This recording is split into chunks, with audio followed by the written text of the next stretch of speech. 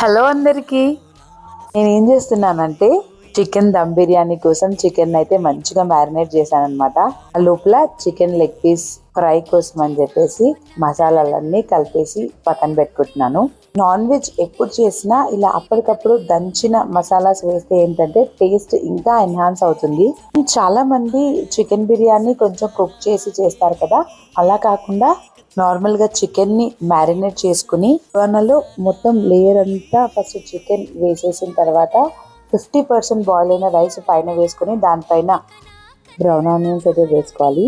First 20 minutes medium ఫ్లేమ్లో పెట్టుకొని తర్వాత 25 minutes సిమ్లో పెట్టుకోవాలి. అదేనండి, దమ్ బిర్యానీ రెడీ అయిపోతుంది. ఇంత ఈజీగా ప్రిపేర్ చేసుకోవచ్చు, ఇంట్లోనే టేస్టీగా ఉంటుంది అనమాట. మా వాళ్ళకైతే సూపర్గా నచ్చింది.